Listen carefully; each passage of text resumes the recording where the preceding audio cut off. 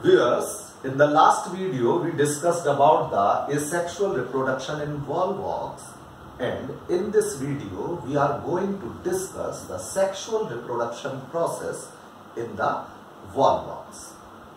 Sexual reproduction always occurs under unfavorable conditions after the completion of summers. Here, sexual reproduction is advanced oogamous type and reproductive structures are called as gametangia.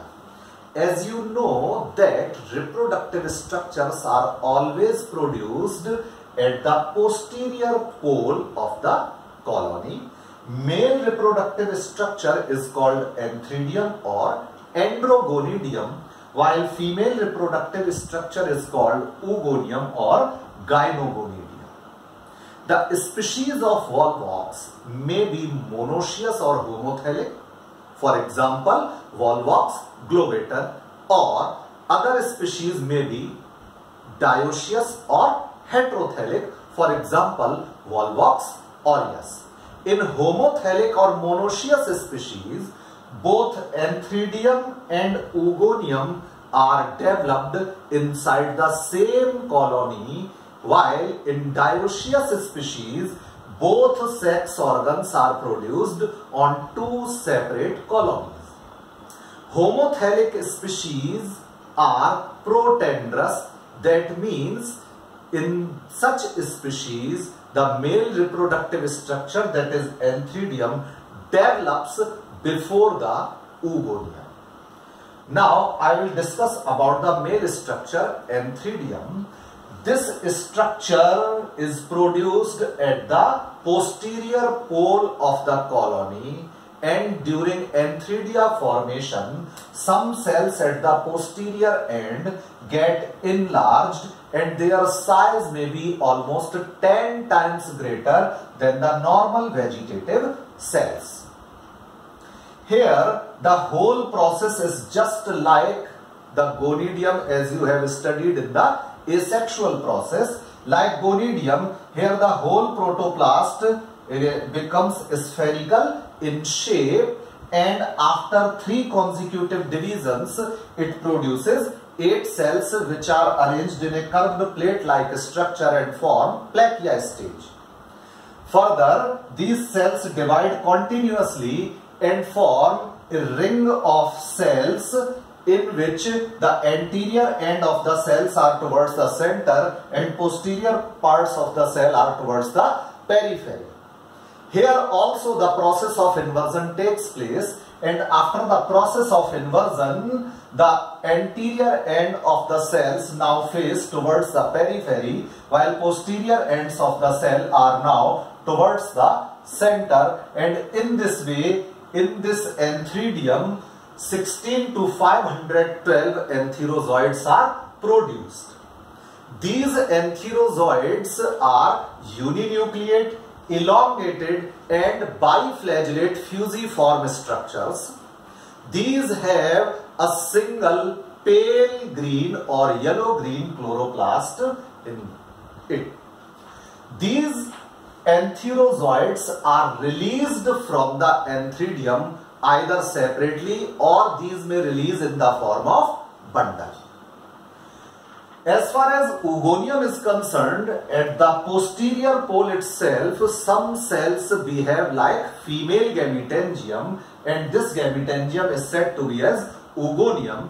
The whole protoplast of the oogonium is converted into a unicellular egg. When released antherozoids reach the oogonium, there is a chemical communication between antherozoids, male gamete, and the egg or female gamete.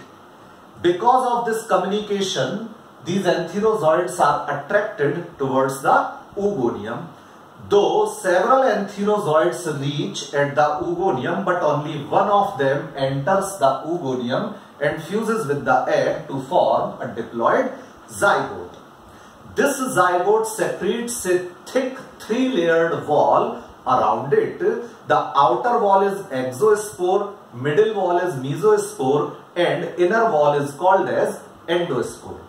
Further, in this three-layered wall, hematochrome is present, and because of this hematochrome, the zygote seems to be orange-red in color.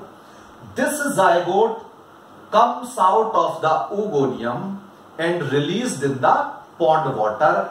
It gets settled at the bottom of the pond, and it will germinate in the favorable conditions or at the onset of next spring season. During favorable conditions or in next spring season, the diploid nucleus of the zygote divides meiotically and form 4 haploid nuclei.